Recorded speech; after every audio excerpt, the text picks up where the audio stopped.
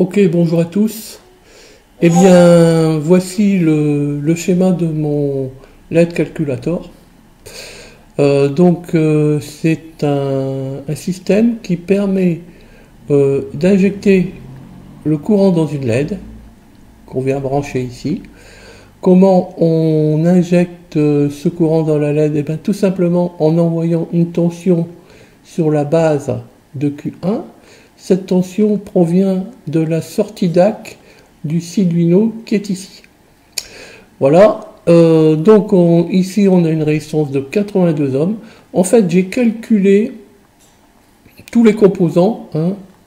Bon, ici c'est surtout la résistance qui est ici, de manière à pouvoir injecter sur du 5 volts, pouvoir injecter du 20 mA dans la LED de 0 à 20 mA sans venir saturer le transistor. Je m'arrange toujours pour que le transistor ne soit pas saturé ici.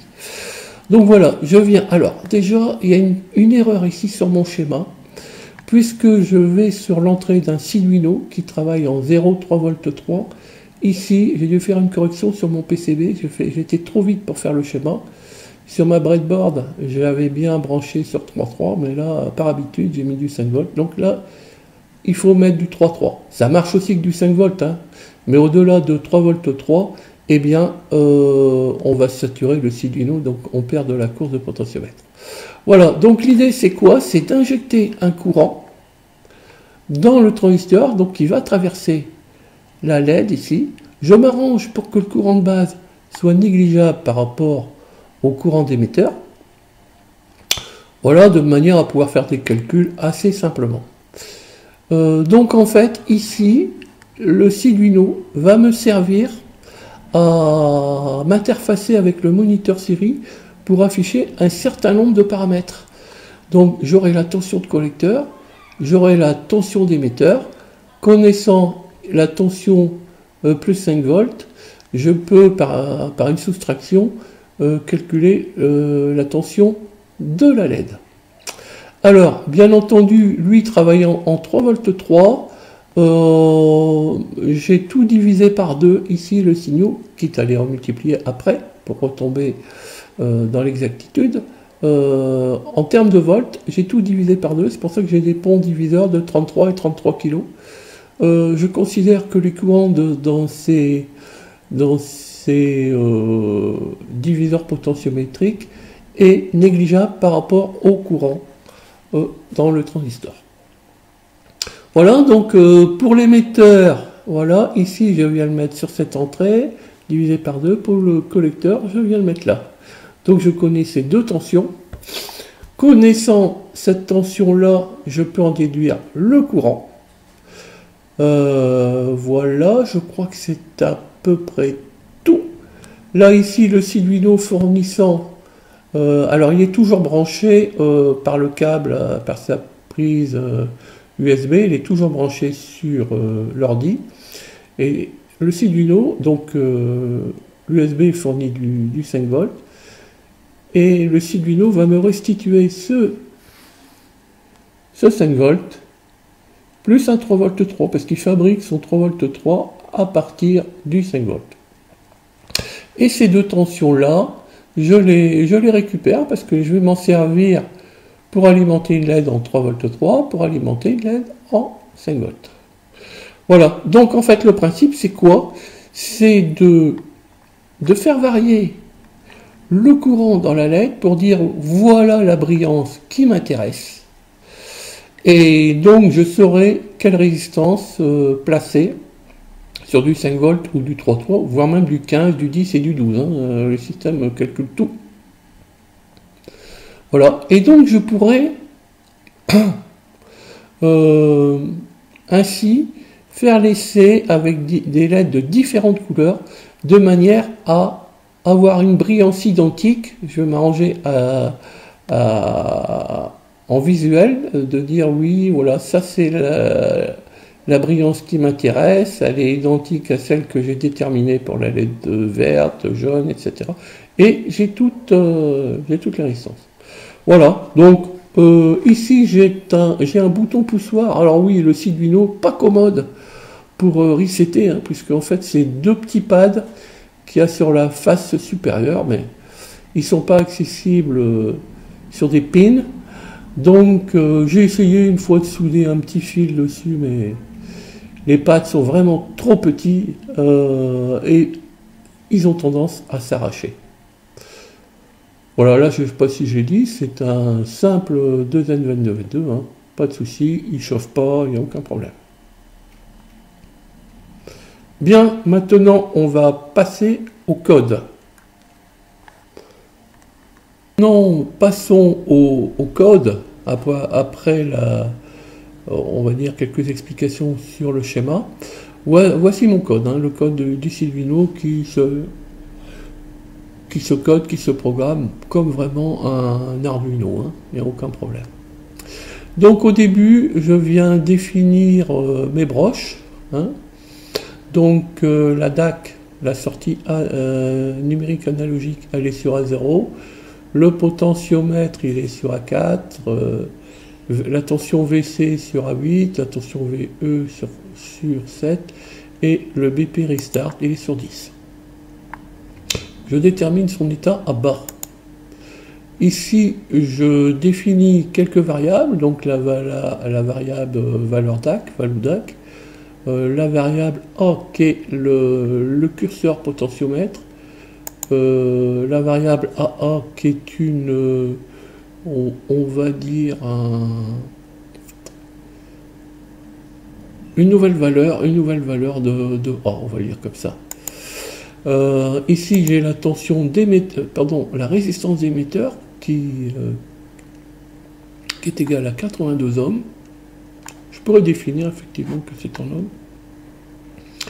Et ici j'ai différentes variables, donc le courant dans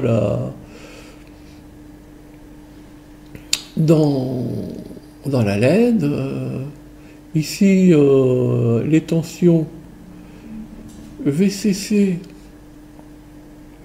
5 volts et VCC 3 volts. Alors comme je les ai mesurés, pour avoir plus de précision, j'ai mis ici leur valeur.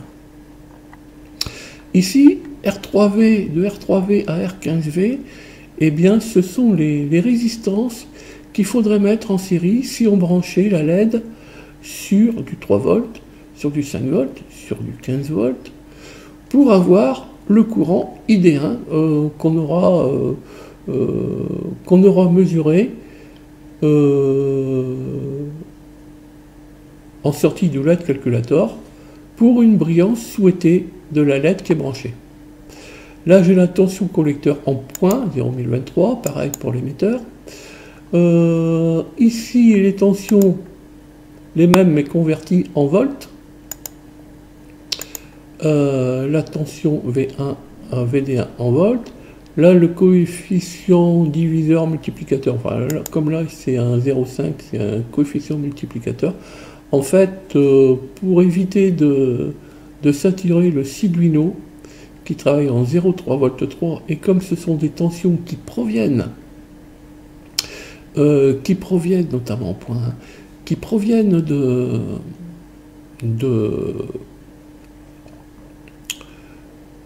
d'un 5 volts, eh bien le Sylvino serait saturé s'il avait des valeurs supérieures à 3 volts 3. Donc je divise tous par 2 pour être sûr de pas de manière physique, hein, donc par des résistances. Comme j'ai dit tout à l'heure, ces résistances, le courant qui est dévié dans ces résistances, eh bien, est considéré comme négligeable par rapport au courant dans les circuits collecteur-émetteur. Donc le courant dans la LED est considéré comme négligeable, le courant dans les ponts diviseurs. Le bouton est resté qui est en input et c'est un pull-up. Je fixe mes valeurs, certaines de mes valeurs à 0, je les initialise à 0. Ici, je prépare ma liaison série. Là, je vais lire mes valeurs en points du collecteur, tension collecteur et tension émetteur. Je les transcris en volts par la petite formule qui est ici, hein, que je vous laisse le soin de vérifier. Et là, je calcule la tension aux bornes de la LED qui est égale à la tension VCC moins la tension collecteur. et je calcule le courant en milliampères, hein, le courant étant égal à la tension émetteur divisé par R1, R1 étant en ohms et VE étant en volts. J'ai donc des ampères, c'est pour ça que je multiplie par 1000 pour avoir des milliampères. Et là, je calcule les fameuses résistances à mettre en série dans un montage 3 volts, 5 volts, 3 volts 3, 5 volts, 10 volts, 12 volts, 15 volts, et on pourrait en rajouter. Là, maintenant, je vais lire la valeur sur la valeur du curseur du potentiomètre. Et cette valeur, alors je pourrais l'envoyer comme ça directement sur la base du transistor. Mais là, c'est du 0,1023. Vous voyez que c'est pas hyper intéressant parce que, en fait, aller vers les 800 points, eh ben, on commence déjà à ne plus avoir de variation de courant ou en tout cas de luminosité dans la LED. C'est pour ça qu'ici j'ai fait tout un tas de de maps, hein, c'est-à-dire que pour un 0,1023 points de A, eh ben voilà, je vais faire des bandes, des plages de valeurs différentes. Voilà, actuellement c'est celle-là que j'utilise. Jaco, je suis en train de parler, tu te tais s'il te plaît, Jaco le perroquet. Voilà. Donc ça c'est à vous de voir un petit peu ce qui vous ira le mieux si vous voulez le faire. Alors, bon, au début ça on l'oublie. Au début, bon ben voilà, donc tout ça ici c'est l'affichage sur le moniteur série avec quelques calculs. J'ai essayé de soigner l'affichage. Hein, j'ai pas voulu envoyer ça sur un afficheur LCD ou un petit écran OLED. J'ai trouvé que ça aurait été un peu riche. Donc j'utilise l'interface moniteur série. Le problème, c'est que j'avais des sursauts dans l'image. J'avais des sursauts dans l'image. Et donc, ça m'allait pas. Donc, ce que j'ai fait, eh bien, j'ai regardé la différence entre ces deux valeurs. Et s'il était supérieur à 4, j'avais les conditions pour venir afficher à l'écran cette trame. Donc, comme ici, je rendais la variable AA égale à A. Donc voilà, donc ensuite ici, je n'étais plus supérieur à 4, sauf si j'allais relire la valeur et qu'entre-temps, j'avais changé la valeur. Donc ça marche, je dirais, assez bien. Voilà, donc, ici, j'ai mon petit système pour faire mon restart. Voilà. Donc j'essaie de faire un branchement, je ne sais pas si je peux le faire avec le... Voilà. Voilà. Est-ce que ça marche? Voilà, ça, je suis sur le moniteur série, mais je crois que ça va pas marcher, là, on va voir. Non, ça marche pas. Alors, attendez. Allez, voilà, moniteur série. Voilà, moniteur série, vous voyez, il est blanc pour l'instant. Je donne un petit coup de potentiomètre, hop, ça apparaît. Et là, voilà. Ah, ce qui est important, c'est tout ça. C'est tout ça, donc on a la tension collecteur, on a la tension émetteur, donc on peut bien voir qu'on n'est pas saturé. On calcule la tension aux bornes de la LED, son courant et les différentes valeurs de résistance pour avoir un même courant. Voilà. Voilà le système. Je pense que c'est un bon petit système. Surtout, ça sert à des optimisations d'éclairage des LED. Hein. Pas éclairer un petit peu n'importe comment en prenant des conventions, on va dire, je vais pas dire toutes bêtes, mais on va dire trop parachutées, de dire, oh ben moi je mets des courants de 10 mA dans mes LED, je mets 15 milli. Déjà, ça dépend comment on veut qu'elle éclaire. Si c'est un système qu'on a toujours sur les yeux, il faut plutôt une brillance pas trop forte. Si c'est un système qui est éloigné de l'œil, ça peut être un peu plus fort. Si c'est un système qui ne fonctionne que la nuit, eh bien, dans une chambre ou un truc comme ça, pareil, il ne faut pas que ce soit trop fort. Et puis il faut surtout, je donne un petit coup de tournevis, alors je donne un petit coup de tournevis, j'arrête, et c'est bien, c'est lisible. Oui, et c'est surtout pour équilibrer la brillance. Quand on a plusieurs LED,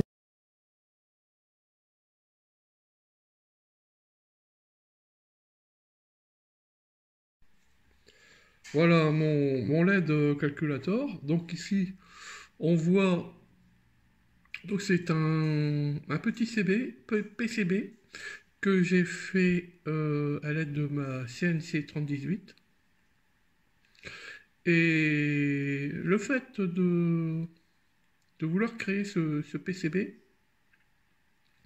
je suis enfin parvenu à aligner les deux faces lorsque je travaille avec Flatcam et ma CNC. J'y arrivais pas.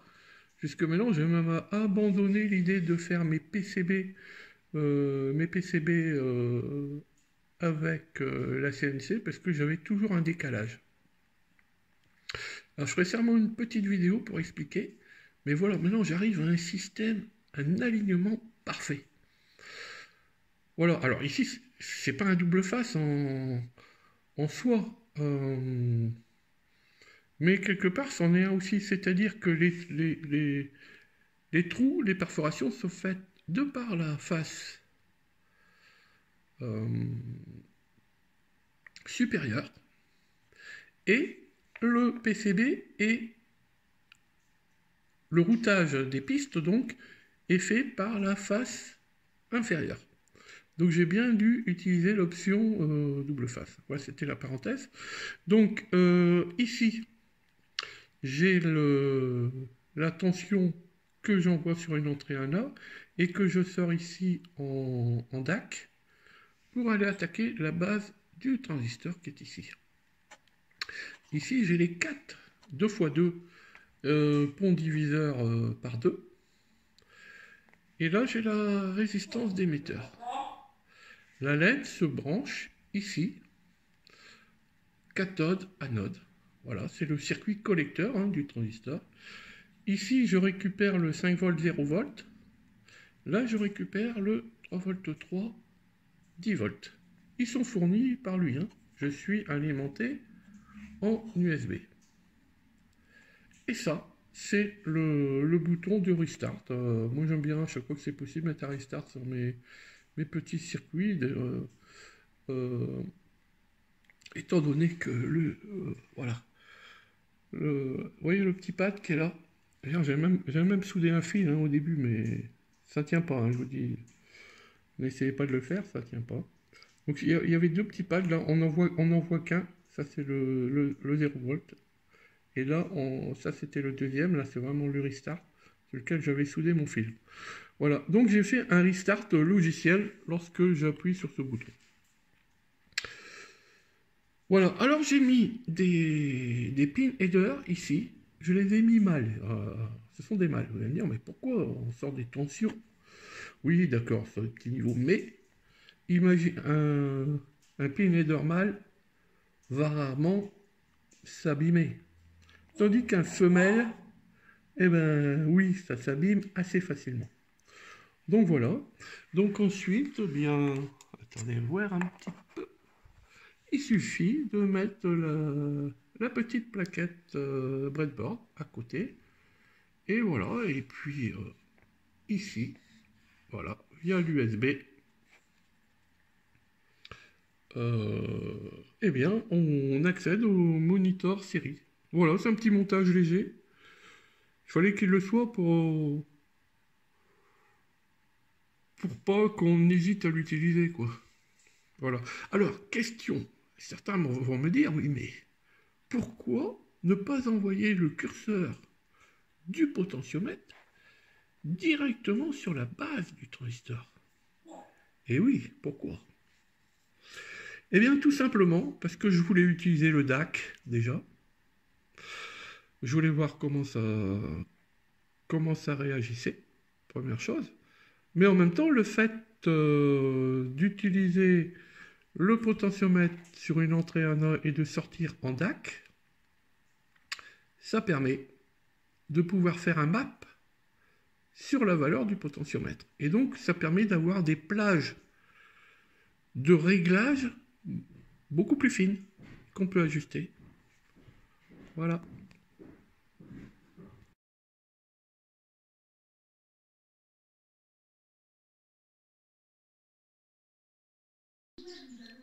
Alors, à gauche, la LED en bas à gauche. En fait, les LED sont rouges, hein, on les voit un peu jaunes sur la vidéo, mais les LED sont rouges. En bas à gauche, c'est la LED qui est alimentée par mon testeur de LED, hein, mon calcul au LED. Mon LED calculateur, si on préfère, je n'ai pas encore trouvé vraiment un nom. Celle du milieu, c'est celle qui est alimentée en 5 volts. Celle de droite, c'est celle qui est alimentée en 3 volts. Alors on voit, je pense que c'est assez flagrant, qu'elles ont à peu près la même brillance. En fait, le système me calcule pour la brillance que j'ai déterminée en jouant sur le potentiomètre sur la LED de gauche. Et bien pour cette brillance-là, en 5 volts, je dois mettre une résistance de 2,1 kg. J'ai mis 2,2. Pour la LED qui est alimentée en 3 volts 3, je dois mettre une résistance de 970 ohms. J'ai mis 1 kg. Voilà. Donc on voit que pour le système me calcule pour des tensions différentes la résistance qu'il faut que je mette en série pour avoir une brillance souhaitée qui est celle de la LED gauche. Maintenant,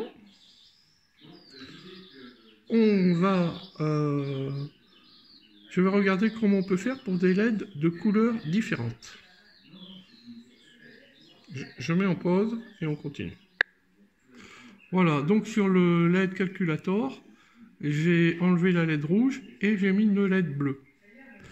On voit qu'elle est beaucoup plus brillante. J'ai pas touché au réglage pour l'instant. On voit qu'elle est beaucoup plus brillante que les autres. Donc l'idée c'est d'avoir la même brillance. Voilà, donc ce que je vais faire, je vais jouer ici sur le potentiomètre pour essayer d'avoir une brillance équivalente. Voilà. Sur la caméra, on a à peu près... Là, c'est trop faible.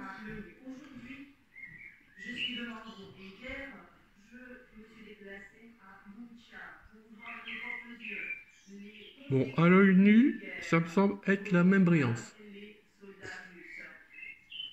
que les autres. Donc, ici, il me dit que pour du 5 volts, il faut 2,47 kg. 2,47, 2,70, 2,20.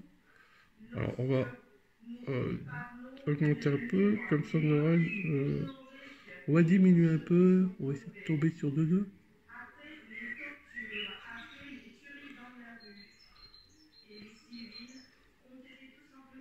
À Chaumigny.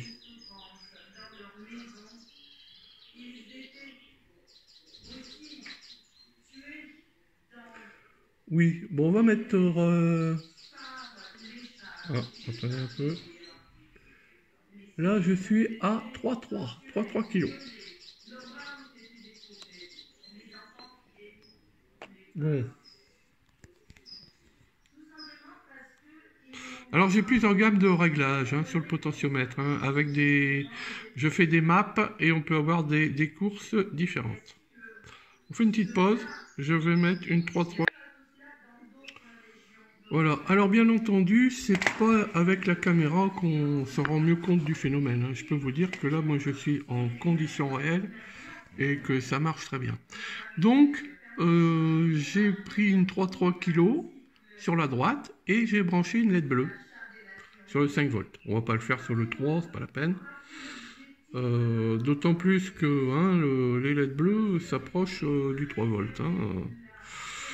Voilà, donc maintenant, on va faire pareil avec une verte. Donc je vais faire une pause. Je vais mettre une verte ici. Et je vais essayer d'avoir la même brillance que les autres. Et j'aurai la résistance ici. Et on va vérifier. Alors je vais tourner le potentiomètre pour bien voir qu'on peut avoir des belles variations de luminosité. Et encore, je ne suis pas en pleine... J'ai un potentiomètre qui est tronqué en course ici.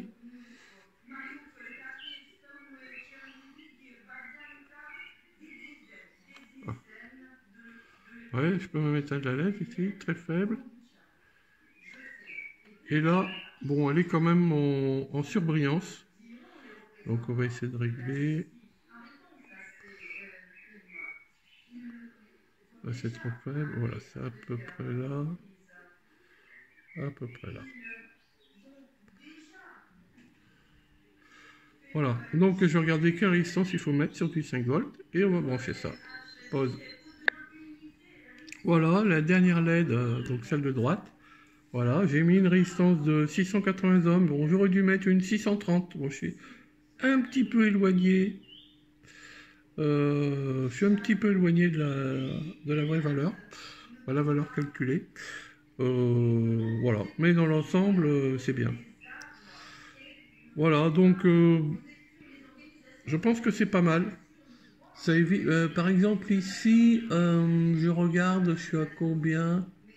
Par exemple ici, je n'ai qu'un, dans la LED verte, en tout cas celle-là, je n'ai qu'un courant de 4,35 mA. Donc, ça évite aussi parfois de les faire traverser par un courant trop important. Parce que parfois on se rend compte que,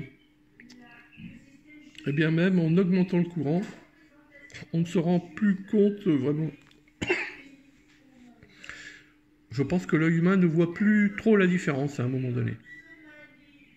Donc ça permet aussi d'optimiser les courants. Voilà un peu mon système. Alors pourquoi j'ai fait ce système? Parce qu'avant je calculais toujours mes LED. Je disais par exemple, allez, je mets 10 mA. Je regarde sur internet quelle est la valeur de la valeur de seuil d'une LED bleue. C'est autant, ben voilà, j'applique la loi d'Ohm, 10 mA, 5 volts, ça me ferait une résistance de telle valeur. Je raisonnais donc par courant dans les LED. Et je mettais le même courant sur une verte, sur une blanche, sur une jaune, etc., etc.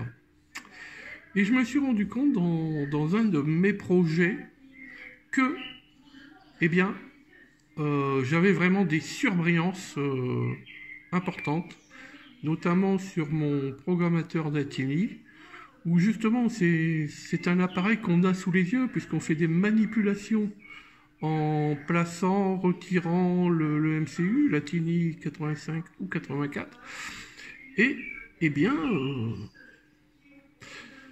ça fait mal aux yeux. Bon, ben là, ça permet d'optimiser tout ça. Et puis, j'avais des LED de différentes couleurs. Elles avaient des éclairements nettement différents.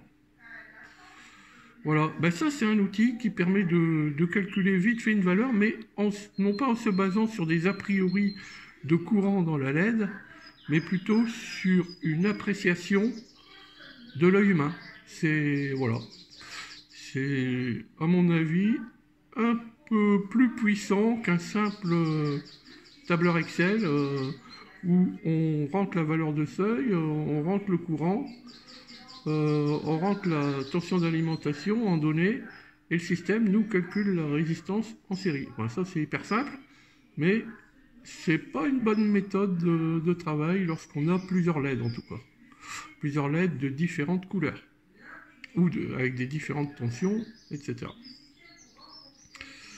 Alors, faut se méfier aussi, on a des LED, j'ai eu le cas d'une LED verte, une petite LED verte, qui n'était pas, on va dire, dans les normes, en termes de tension de seuil. Elle avait une tension de seuil qui était nettement différente de l'attendu d'une LED verte. Voilà, donc ça permet aussi de se rendre compte. Je pense que c'est bien, lorsque vous allez faire un montage définitif, que vous allez souder des LED, et c'est bien de les tester en termes d'éclairage. Parce qu'une fois que vous l'avez soudé, c'est toujours embêtant après d'aller la dessouder. D'ailleurs, la plupart du temps, vous ne le ferez pas, vous direz tant pis, ça restera comme ça. Alors voilà pour la petite démo.